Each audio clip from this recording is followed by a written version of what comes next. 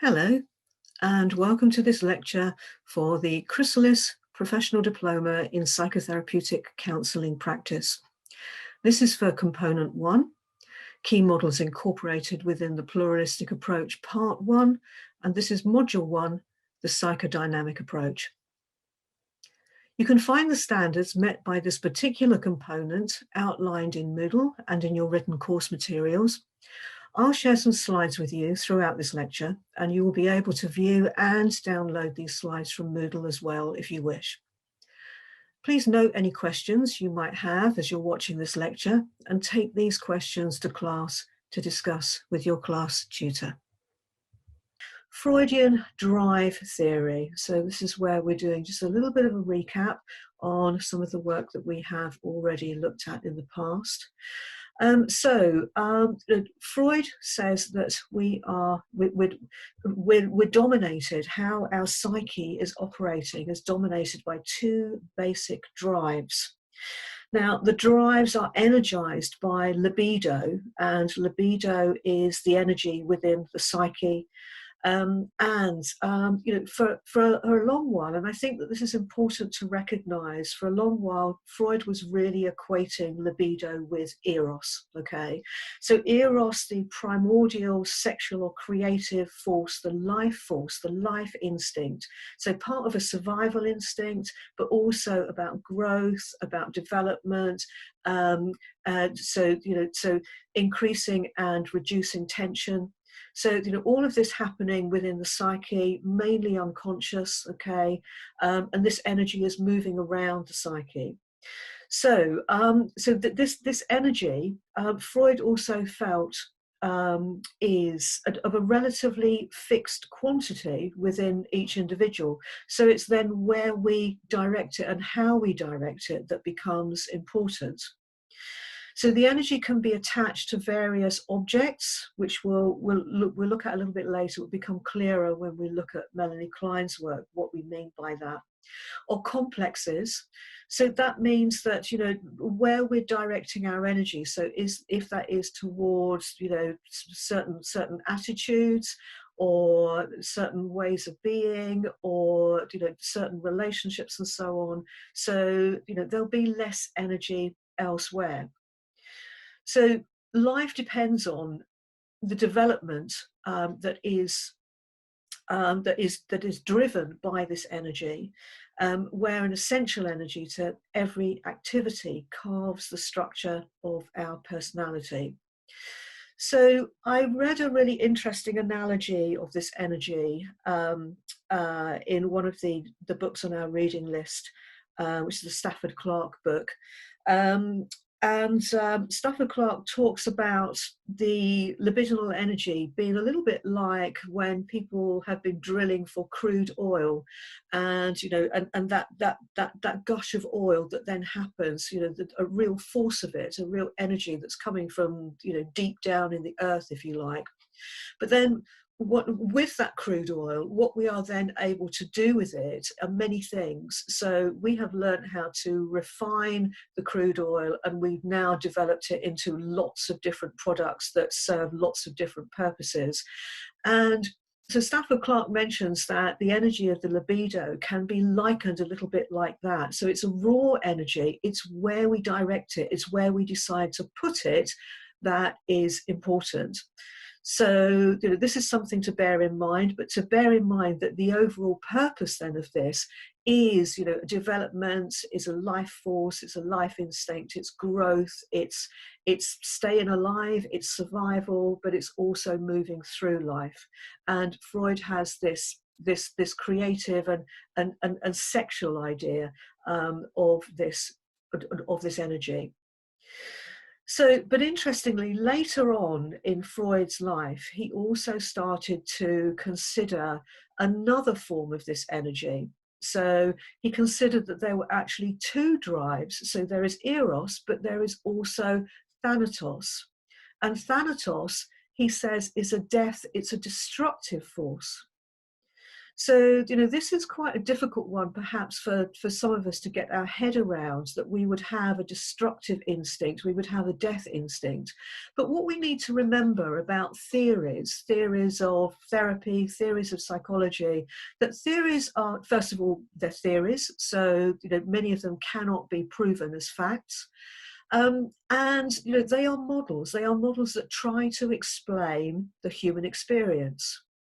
And we know that it is a fact that actually, for some of us, or in some aspects of our lives, there is this more destructive force, this more destructive influence that's happening. So, we know that actually, we don't always do things for our benefit, or what feels like it should be for our benefit. People do, unfortunately, have self-defeating behaviours. People do self-harm. People do, unfortunately, feel an instinct to actually attempt and sometimes succeed in suicide. People do destroy. People, the human race does become involved in wars, in murders, in in terrible destructive activities. And in a sense, Freud is saying that actually, in some ways, this is no different to, the whole of nature. So, nature, for example, has a kind of acceptance of, in autumn time, leaves drop, so plants start to withdraw. There is this kind of cycle of, of a birth and a death, if you like. And Freud looked at this destructive force as something like a death instinct, a negative instinct, a kind of acceptance of the inevitability of a physical death. And that actually, because this is an inevitability, then, it is something that surely, subconsciously at least, we should find ourselves moving towards as we begin to recognize that this is inevitable. So, Freud saw this as a kind of, a returning to the earth, if you like, a homeostasis. It's like, okay, so, what has been created also has to be destroyed. So we need to remember that, Freud was writing this particular aspect of his theory at a time when world wars had been happening. He was trying to explain, the terrible destruction that was going on around the world, and not just, on a real kind of macro basis of, hundreds of thousands, possibly millions of people killed, but also, the individual drive there to move towards, either actually causing the death of somebody else through war, or or the inevitability that war is going to bring our own death. So he was trying to explain something there. It's patchy for him in how this has been received by his contemporaries. But even so, this is an important aspect of Freud's drive theory. So a quick recap here on Freud's model of the psyche. And over here we have a diagram which is often used to demonstrate Freud's model of the psyche. So this is the total mind. That's what we mean by the psyche. So personally, I actually think that this model overplays the amount of conscious awareness that we have. I'd probably personally suggest that the unconscious processes are actually even larger than they are demonstrated here. So, but we have these different aspects of the psyche. We have the unconscious processes. We have the pre-conscious processes. We have the conscious part of our mind. We have, those unconscious processes and storehouse really for, all of those memories and drives and so on. Very often we're talking about the id drives here, those basic survival instincts.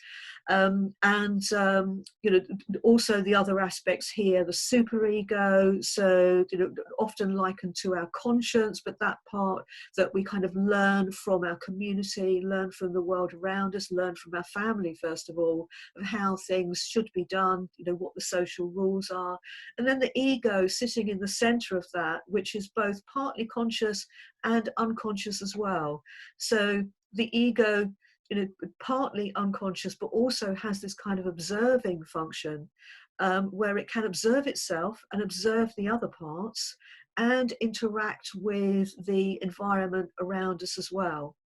So, and the ego therefore has this function of trying to pull everything together, and, you know, and is kind of responsible for trying to, you know, moderate really, so that we are responding in the best way possible for the circumstances at the time.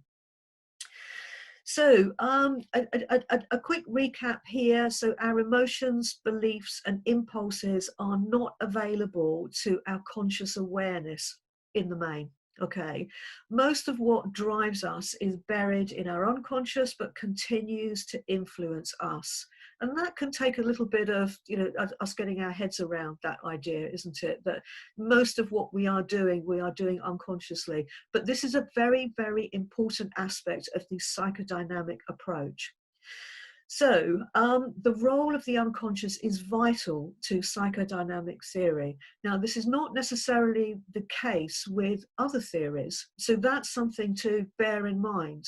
Okay, so not all theories, you know, place the role of the unconscious in such a vital way. This is very much concerned with the psychodynamic approach. So, major assumptions of the psychodynamic approach then. So first of all, that a client may not be consciously aware of their true motives or impulses behind their actions. And that's something for us to be aware of when we're working with clients in sessions. Okay. And remember that one of the main principles of the psychodynamic approach in therapy and in healing generally is to make the unconscious conscious. What the client can become aware of in terms of what they're doing, then they have a possibility to gain insight, understanding, and possibly to do something in a different way. So the other major assumption of the psychodynamic approach is that a client's difficulties have their ultimate origins in childhood experiences. So in other words, you know, so we're being driven by those early experiences and those early messages that we've taken on board. You know, therefore looking at early experiences or possible early experiences is a very important aspect of this particular model. Okay, so if we now go through to look at Erik Erikson's work, now Erik Erikson is a contemporary, a student of Freud, and in the main, Erik Erikson accepted Freud's approach, but then went on to expand it further. And the expansion for many of us, when we look at this, you know, actually makes a lot of sense in what he developed. Now, first of all, we have to recognize that Erikson also accepted that the very early stages in life are very important. Okay, so he accepted most of Freud's work, including Freud's stage theory. Now, Freud's stage theory is the part of his theory that has probably been most criticized. Okay, so it's the oral, anal, genital latency stages. Okay, so and looking at, you know, where the libido energy is focused in each of those different stages, so focused around the mouth and feeding and sucking and so on, later on focused around the toilet training, so, you know, so and this work has been sort of, you know, it's caused conflict in the Freudian camp, we might say. But Erikson accepted these stages, okay, but looked at them in a slightly different way. And, but then he went on to develop those stages and said that actually, well, those stages don't stop where Freud kind of says they stop, because Freud says that, those stages of development that he talks about kind of stop around the ages of 5, 6. Then there is this latency period where, where nothing much is happening there. And then there is the period within adolescence again. But what Erikson says is that actually, okay, we have developmental stages throughout life. So, all of us are continually in a stage of development, and according to our age, that depends on what stage of development we are in, which is an interesting way of looking at things. So, Erikson also proposes that our developmental success of one stage is determined by the success of the previous stages. So this is called the epigenetic principle. So it's like an unfolding, okay?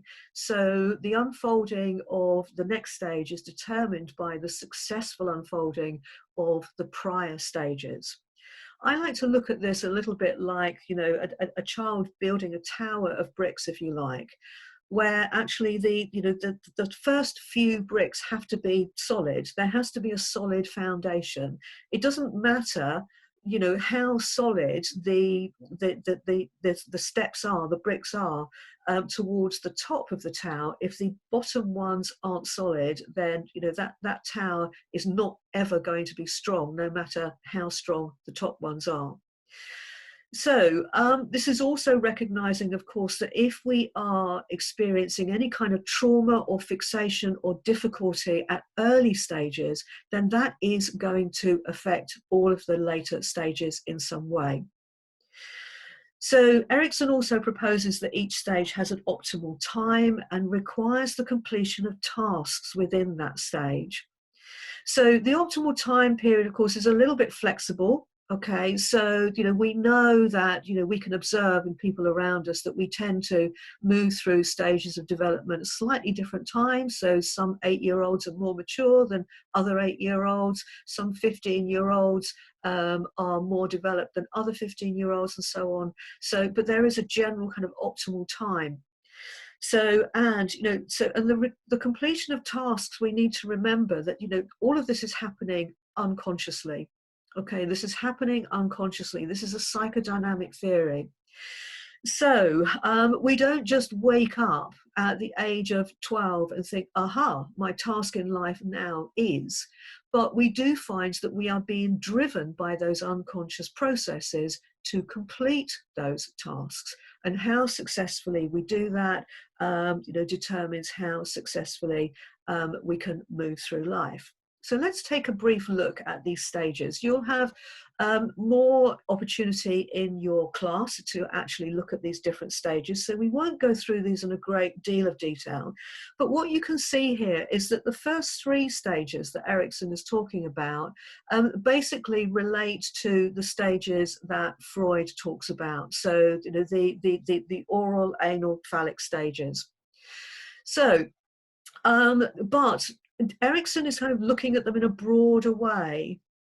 So, early infancy, for example, is not just all about feeding, but perhaps it's more about survival. It's more about knowing that somebody will feed. So it's more about, being able to really feel that sense of trust that, I am alive. Think in terms of the very young child here. I am alive, and and I am being kept alive, and I can trust in that process. So I can learn to trust over that period of the year that when I'm hungry, food will come, nourishment will come. So my needs will be met, and I can learn to trust that. I can feel that. I can actually feel comfortable with that. So, of course, this is on the basis that actually that is what's actually happening for the child. If there is some kind of neglect or abuse or some other kind of difficulty at that stage, perhaps the child doesn't feel that trust, doesn't learn that trust, doesn't feel that they are actually okay, that somebody is taking care of them, that they are going to be all right. So, so this is, this starts a sort of fundamental process here that is related to, our sense of self, our sense of self-worth, our sense of self-esteem, if you like. And then if we look at the next stage down, this would be the toilet training stage for Freud, and obviously part of toilet training is being aware of what's happening for the child in their body, and being aware that they can have some control over that. So it's like, they can hold things in until they are, in the bathroom and so on. But Erikson looks at this in a broader way and says, okay, well, if we observe young children at that kind of age, there is a lot of development and refinement of motor skills happening there. So it's not just being able to control our toilet functions, but it's able to control our body, if you like. So young children at this stage are doing a lot of practice. They're doing a lot of throwing things and moving their limbs around.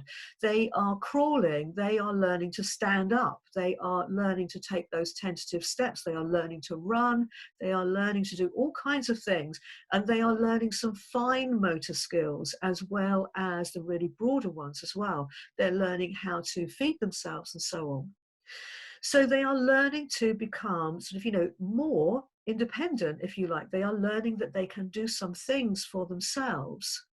And how they are able to develop this, will bring with it, that sense of will, that sense of autonomy. And if that isn't naturally developed because of some break in the process, if you like, so some fixation, some trauma, some neglect, some difficulty, some sense of not being able to do this well. So, constantly being, told off or told that that's not good enough or whatever, or shamed, okay? Or, of course, then we're not going to develop that properly. And, of course, if the first stage hasn't successfully been negotiated, then this stage will be more difficult to develop. So we can move through these stages here, okay? Notice the fourth one down, which would be Freud's latency period. Then Erikson sees this as a period of great industry. It's like, okay, so this would be school age. This is where we are learning skills. This is where we are learning our capabilities. This is when we are being shown different opportunities for skills that we can learn. This is when we begin to have an understanding of who we are, what we're good at, what we're capable of, or perhaps not. Okay. And then when we move through to adolescence, then Erikson sees this as, a time where we are recognizing and developing our identity and being clear, being firm with who we are. So, we notice that, in these later school years or college years, okay, there's a great deal of identifying that is going on for an individual. So, individuals of this age, we recognize that, people are working out what they like, what they don't like, what their preference is, what they want to study, who their friends are, what music they like, what clothes they like to work, what group they identify with. So, what football team they support, what sports they like to do, what kind of person they are, and how that differentiates them from other people and also brings them closer together with other people as well. So identity, the task here, and then the next task, intimacy, which would be where we are, finding perhaps, that very close, personal, intimate, romantic relationship and developing that, really developing that. So making that relationship a solid one, having a partner, being with somebody, okay, building a life with somebody. So, learning to love, if you like, learning the tenderness of relationships, and, then using that, perhaps as the solid base into the next stage, adulthood, which, as you can see, covers quite a wide range here of ages, 26 to 64 in this model here. And here it's like, okay, so now we know who we are, now we're solid, now we've built our security around us, hopefully, okay. And now it's like, okay, so what next? What next? How are we contributing? How are we contributing to the world? Maybe for some that is raising a family. Maybe it is taking care of other family members. Maybe it is taking care of other people in a different way. Maybe it is teaching people. Maybe it's training people. Maybe it is developing in business and contributing something to society in that sense. So it's called generativity, okay? And then the final stage in Erikson's model, integrity versus despair in old age. It's like, okay, well, hopefully this is the stage where we have wisdom. We recognize who we are. We recognize our achievements. We recognize our experiences. We recognize ourselves more. We have a greater acceptance. We have a greater acceptance of who we are, recognizing that, we're not just black and white, there's lots of gray areas there as well. And, we integrate, we feel whole, we have integrity. So it's an interesting model, and it's an interesting model, as I said. So, this is an epigenetic model, which means that the earlier stages influence the success of the later stages.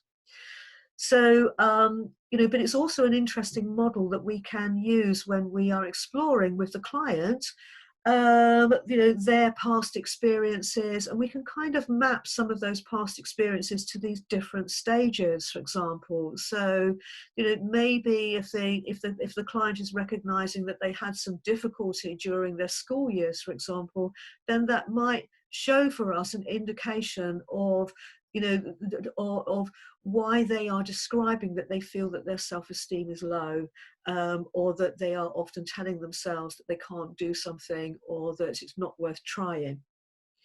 So with this in mind, one of the diagrams in the notes that you have is related to case conceptualization. And case conceptualization is a process that you'll be learning about, and this particular case conceptualization is part of the pluralistic approach. And the pluralistic approach does place more emphasis on actually structuring sessions and structuring a course of sessions. And you will be practicing throughout this year, working with assessment and case conceptualization. So here we can see an example from the notes of how case conceptualization might be mapped out by you and the client together. As you can see, it sort of, follows through the client's life. We haven't put ages here, but you could put those on as well if it's important for the client to do so. And the client here has, has sort of written out, drawn out, those aspects where he feels there's, there things that have made a difference, and things that, he's now recognizing about his life, and things that he wants to perhaps change or work on going forward in the now and in the future as well.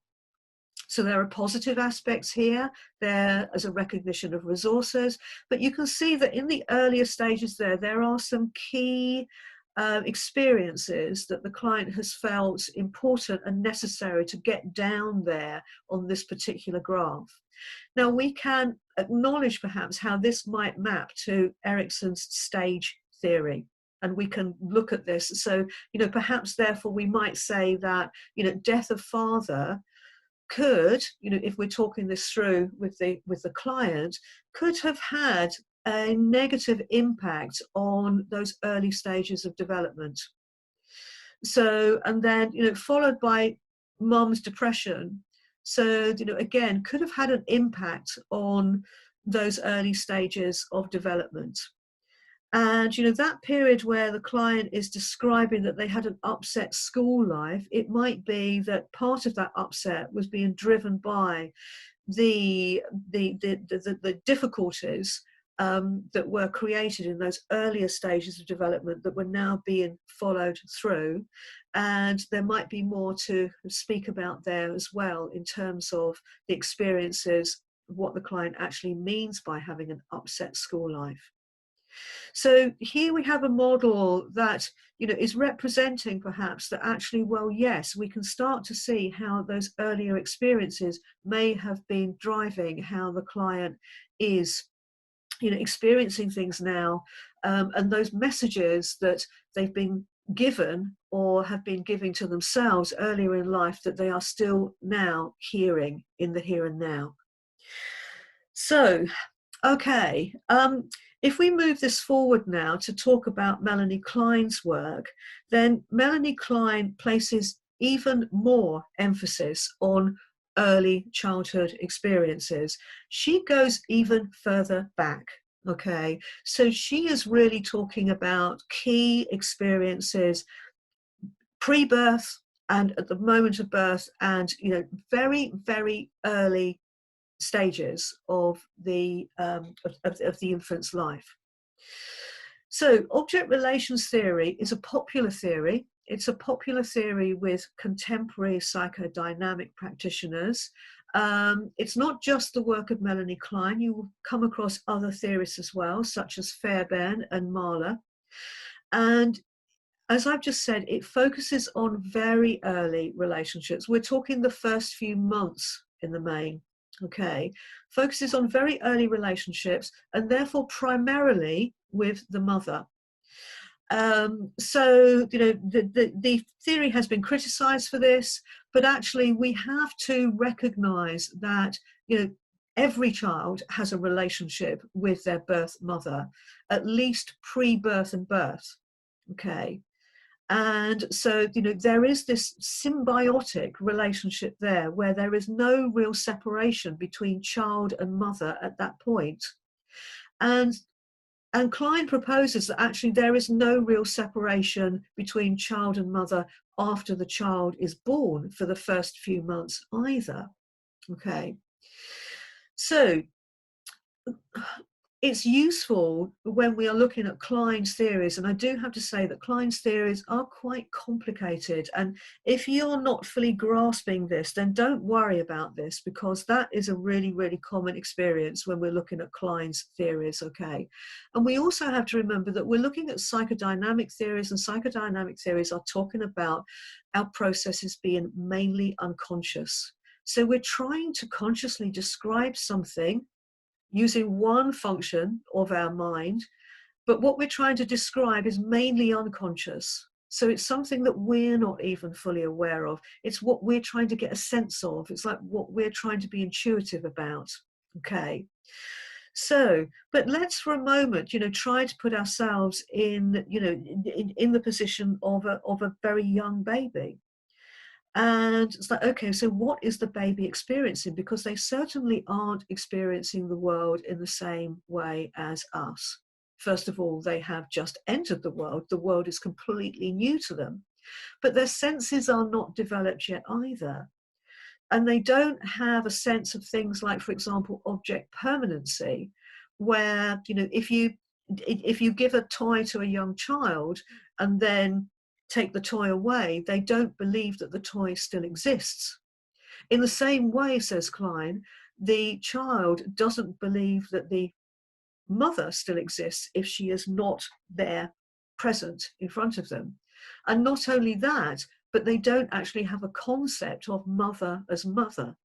So the concept of mother as a person, a whole person, a full person, okay, with her own experience, and if she leaves the room, she can come back again and she still exists and so on.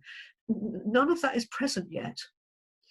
So object relations theory is a theory that also is saying that, okay, so, you know, here in the psychodynamic approach, early experiences drive our later attitudes and behaviors and experiences. And object relations in particular looks at issues relating to intimacy, dependency, and identity in the child, but in the adult as well. So, so what do we mean by object relations? Well, first of all, so there is a subject, okay? And the subject is the person that we are thinking about here. So the subject is the baby, or the subject is the client, the subject is us, okay? See, the subject is the baby.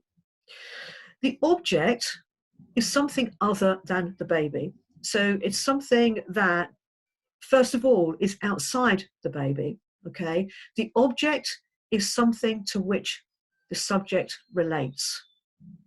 And by relating, we mean, well, how the subject is interacting with the world.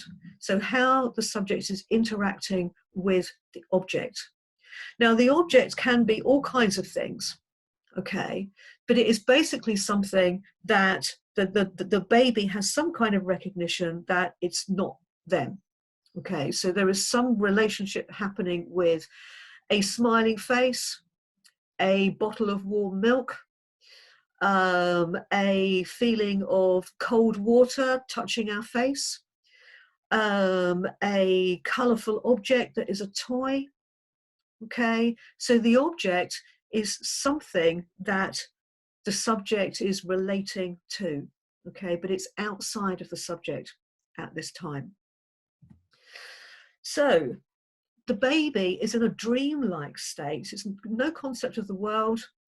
And we can imagine, perhaps, and this is how Klein imagines it, that when we have no concept of the world, we've just arrived in this experience, that the world is an unsafe world.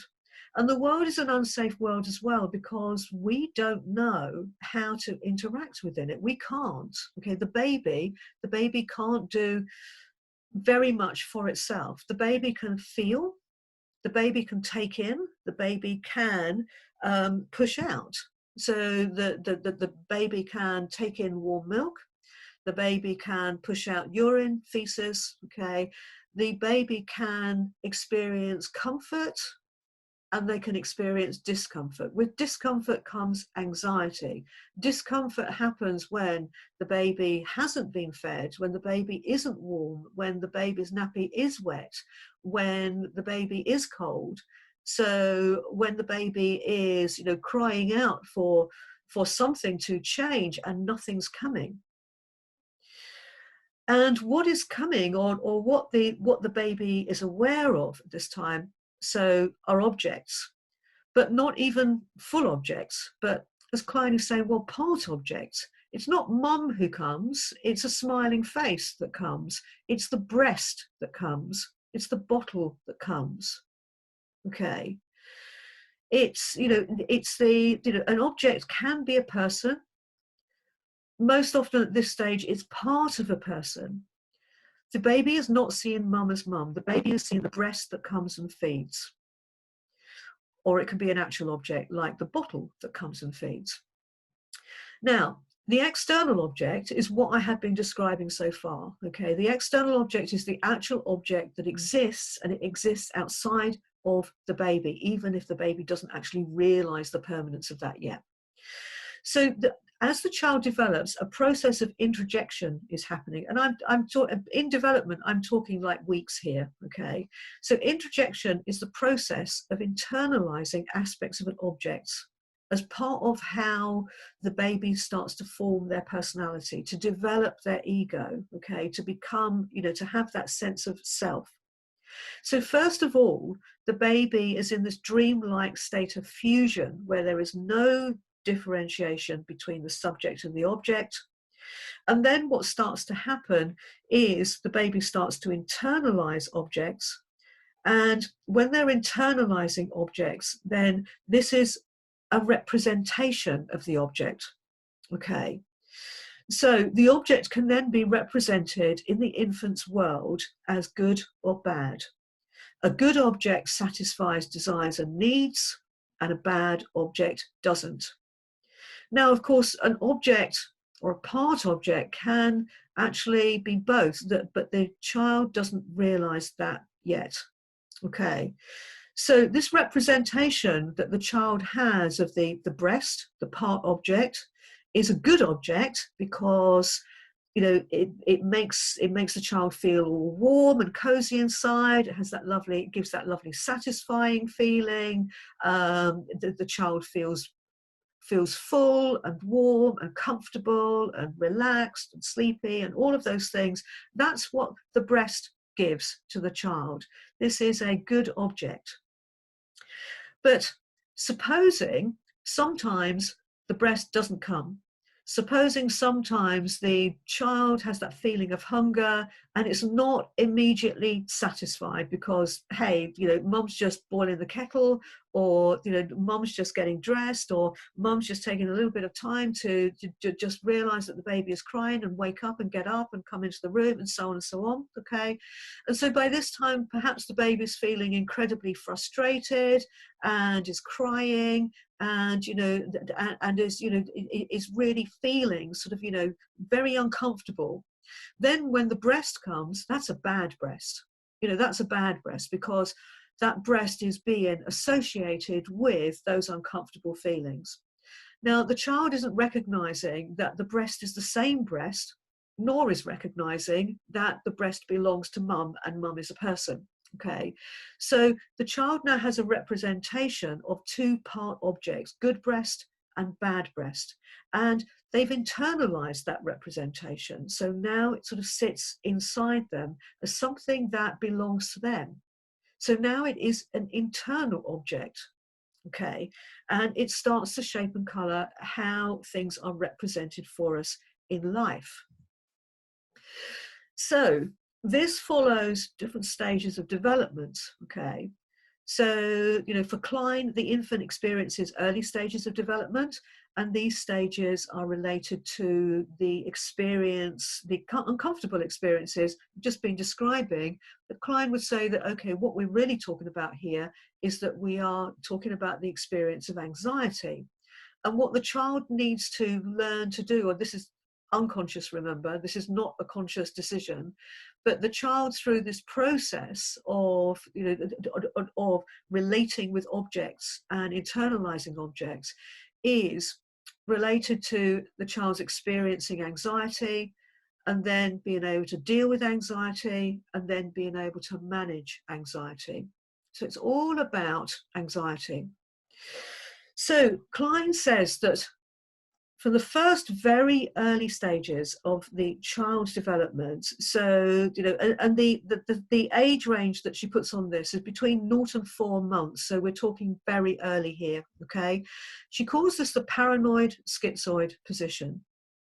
Now that seems like a really, really strong term to describe a tiny baby, yeah, but remember what we've been saying here about, you know, how the child arrives into the world, you know, their understanding of the world, their perception of the world, their perception of, in many ways, their helplessness, and their perception that sometimes their needs are satisfied and sometimes their needs are not. Now, if our needs are not satisfied when we are helpless and in a place we've never been before and we have no understanding of it, then Klein says, well, that surely brings with it a lot of very uncomfortable, frightening emotions, the paranoid schizoid position.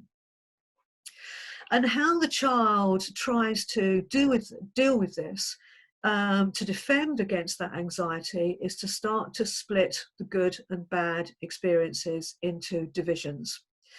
And so the child splits good objects and bad objects depending on the experience to which they relate. So the child keeps the idealized objects and parts of the self separate from the feared or hated objects. Okay, so there is a total splitting of good and bad with no grey area between. But because the child is actually internalizing this, and it's helping them to develop their sense of self, then what we have here is we have, you know, we have, if you like, a starting of a repression, a suppression process. Okay, like, okay, you know, that I'm hiding at the back of me. Okay, and, you know, and you know, trying to ensure that it doesn't exist, including the uncomfortable feelings that go along with it. And the good objects are helping to create my sense of self. So repairing from this position, so because each of these two stages of development that Klein talks about have a stage of reparation as well, the successful reparation of this position is that the child is taking in the goodness, okay, it's taking in the goodness, and it's enabling them to trust and later on to love okay, forming a strong sense of self. Now just recognize how this relates to Erikson's first stage of development, that stage of development where the task is to learn to trust. Okay, trust in the world, to trust that actually I am alive, I am staying alive, I will be kept alive, I am surviving, it is going to be okay, I can trust in what I'm experiencing here. Okay, and the child is doing that by essentially holding on to the good objects and trying to push away and keep separate the feared or hated objects. Okay, so as the child develops, so from 4 months onwards to to around the start of the second year, the child enters what Klein calls the depressive position.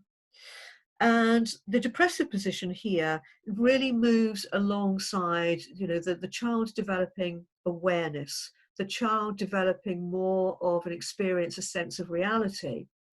So knowing that survival is a given, knowing that mum is coming back, knowing that the world is beginning to make more sense, there starts to develop less need for this splitting. Okay, less need to split objects into good objects and bad objects, and also more understanding that part objects are seen more as whole objects. So now mum isn't a smiling face or a warm pair of hands or a breast that feeds. Okay, mum is mum. Mum is a whole person. Mum is both good breast and bad breast. Now that's complicated. That's complicated because now the child has some kind of unconscious recognition that they have hated the same object that they love. So, they have tried to keep separate, the feared, hated object, but now they have this realization that mum is also the feared, hated object, as she is also the object that they love and who cares for them. So this leads, says Klein, to a feeling of grief and a sadness. Okay, and that's why she calls this stage the depressive position. Now, again, this position has a reparative function to it, and the successful reparation of this position is realizing that love can mend. So the child begins to, intersperse tantrums and normal behavior with an absolute need to show affection and to show love. Okay, so that can be in all kinds of ways. Here's a picture that I've drawn for your mummy. So wanting a real big cuddle. Really smiling and laughing. Whenever the parent is with them, and so on and so on. Okay, wanting to interact, an absolute need to show affection and to love. And Klein talks about this being a very important time for parents to receive that love, and for the child to recognize that the parent is receiving that love. So moving forward now into into later development, Klein says that in times of anxiety, the older child and indeed the adult can regress to these positions, can regress to this depressive position, can regress to this anxious position, and this tends to happen in times of grief, for example, or loss, or in times of great anxiety or extreme stress. Okay, so so how are we working with this in therapy? Because clearly the client will not remember, first of all, those very early experiences, because we don't, because our memory is not formed at that time, and we would not be able to kind of logically remember this.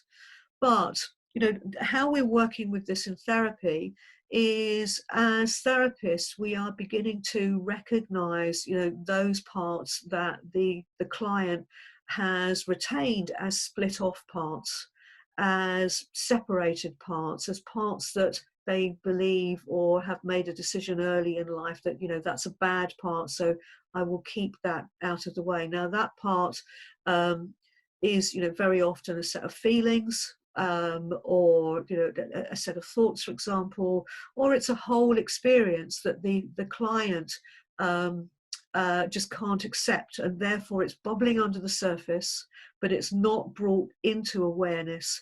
And because it's not brought into awareness, it can't be worked with, it can't be identified. So very often though, and we've looked at some of this previously in year 2, so for example with the model of the Johari's window, so very often other people around us can notice these sort of, these hidden parts, these split off parts. So Fairbairn looks at, the purpose of therapy and a psychodynamic approach of actually being able to notice the projections that the client is using. So projection, remember, is that process where we push outwards that which we can't accept about ourselves. We push it outwards, we won't accept it. So, we find it very hard to accept, our siblings' anger, okay, without recognizing that actually, we're projecting our anger onto a sibling, okay. So, but Fairbairn notes, that this further process, this process that goes a step further here, called projective identification.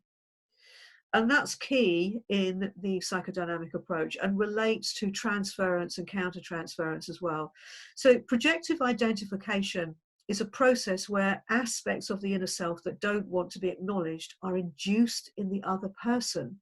So it goes a stage further. It's not just projecting onto the other person, but the other person is, if you like, feeling it, taking it in, responding to it, and then becoming it.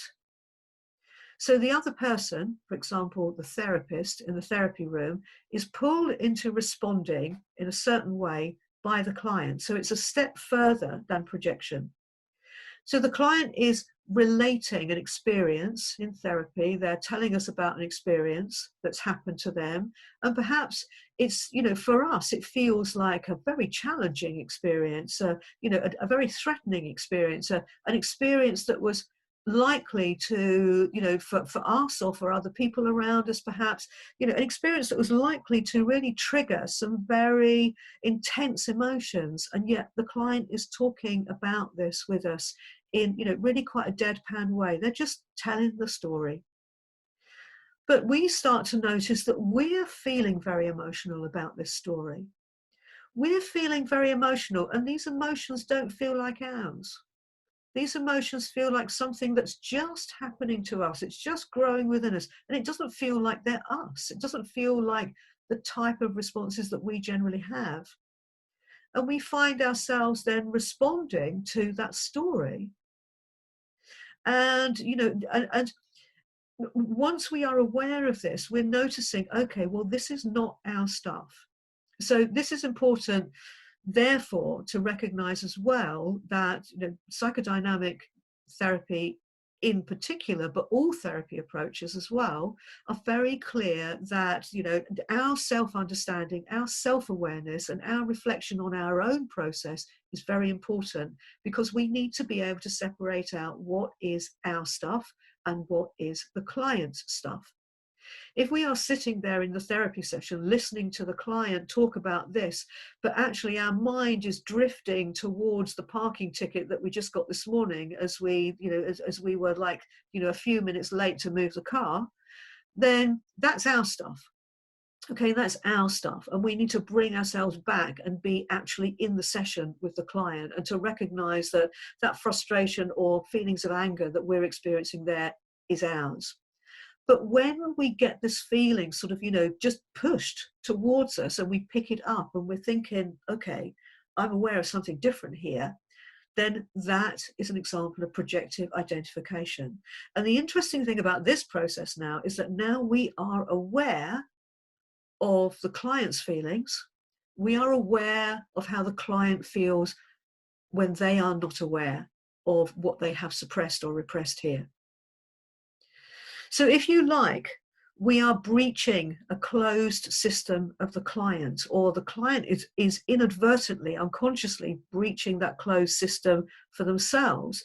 They're kind of saying to themselves, I'm not showing myself this, and I'm not showing anybody else this, but unconsciously they're showing it to us.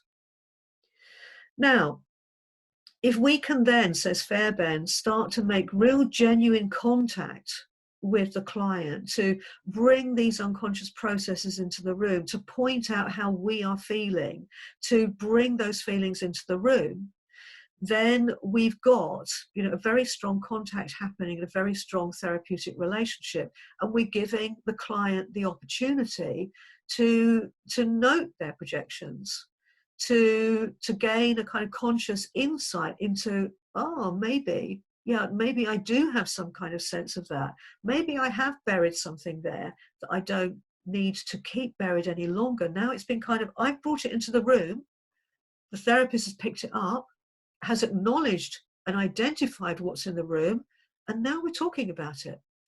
And maybe the client will take some time to accept this. Maybe they won't. You know, that's going to be part of their process. But the important thing here is that if we are making any kind of discovery here, that we're bringing a tentative conclusion or insight or something into the room, we're making an interpretation, then that may be rejected by the client. But of course, we have to be clear that we need to have identified whether this could be our own stuff or not, first of all. Okay, so that's a very brief introduction to to some very well developed theories that fall within the psychodynamic approach. So what I'm going to do is I'm going to leave that there now, okay? And if you have any further questions on this, then do consult your online notes and your class notes, because they go into this in more detail. Do consult the books that you have on your reading list, and do, of course, ask and discuss this with your tutor in class as well. Okay, so I just want to, as a final section today, just spend a little bit of time just going through the section in your notes that is related to ethics, the law, and good practice. And just bringing back what we've already been visiting in relation to contracting, that you would have looked at in year 2 and quite possibly in year 1 as well. And so to just go through this as a summary, that we know that contracting is an important feature within therapy, and it's an important feature at the commencement of therapy, okay, because in order to form a good, solid, collaborative relationship, there's a good working relationship, then both of us, but in particular the client, need to know how we're going to work together, okay, and what therapy is, how it's going to work. So by the end of the first session, the therapist and the client need to have at least some solid agreement on what's going to happen next, so that the boundaries are clear, okay. So we know that in some counselling approaches, such as the person-centred approach, there may be a provisional contract with very little structure. There may be open-ended sessions. It may be, okay, well, we will be discussing whatever you, the client, wants to bring in. But in other approaches, including the pluralistic approach, there's much more likely to be a discussion around an agreement, a collaborative agreement on how to work together. Okay, so, and you will be learning more about assessment, which is where, together with the client, you are assessing what the presenting issue is all about, what's making a difference to it, what helps, what doesn't help, what past factors may be having an influence on it, and a general assessment of, okay, this is what we're working with, this is the nature of the issue. Okay, this is what the client would like to achieve. This is the goals for therapy. And then the case conceptualization, looking back at that diagram we looked at earlier today, then is more involved in the broader picture the broader picture. It's like, okay, what aspects do we want to ensure that we are keeping in mind here, that we're keeping in mind? So that will relate to not just the goals or the presenting issue, or how much time you have together, or what kind of approach you want to use, but it would also be much broader. It's what's coming into the client's mind. It's like, oh, this might be important, and I want to talk about this, and I do need to tell you about this. And there may well be some sort of some open questions that we might need to ask there, to help form together the broad picture. And with both of these methods, then there is a collaborative agreement on how client and therapist are going to work together. But we also know that that's broad in terms of the therapy work together, but we also need to know that the contract, whether that's verbal or written, needs to cover some really basic details so that the client is clear. The client is clear on what therapy is and what it means, what it isn't, and so on. And that the client is given the information that they are entitled to have. So this will include, for example, when sessions will be held, so dates and times, the length of sessions, okay, your confidentiality arrangements and any limits to that confidentiality arrangement, details of fees if there are any, and methods of payment, your approach. So your qualifications, your level of training, your insurance, your professional membership, the boundaries around contact outside of the therapy sessions and how that could happen and for what reasons, health and safety matters, covering off, ensuring that you've understood any sort of basic or special needs of the client as well. What's the approach with any missed or cancelled sessions? If possible, if appropriate, the expected length of therapy. Okay, I think that clients like to have some kind of idea anyway, even if this can be an open-ended arrangement. And of course, when you are on placement, if you started your placement work already, or if you are starting soon or looking towards finding that placement, then how you are contracting with the client will be in line with what the placement provider is instructing you to do and advising you to do and guiding you to do. So it's quite common, for example, that an actual written agreement will be covered off between the placement provider and the client, and you won't necessarily be contracting with the client yourself, but you will still be having some kind of contract with the client where you will be discussing, for example, when you're arranging sessions, client understanding your limit of confidentiality, and so on and so on.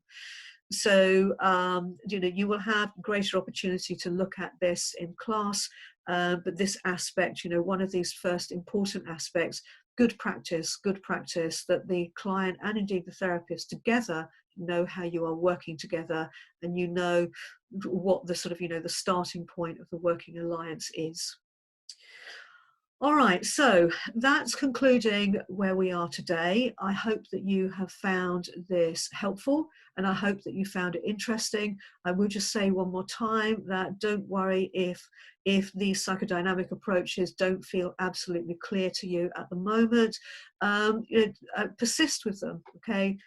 Read around them, discuss them with your fellow classmates, ask questions to your tutor, and to recognize that actually we are talking about unconscious processes here. So how how a theorist is trying to describe those doesn't always neatly fit into a kind of logical box of this is a clear description of something that actually can't often be described. So thank you for listening, and I look forward to seeing you again at some point soon. Bye-bye.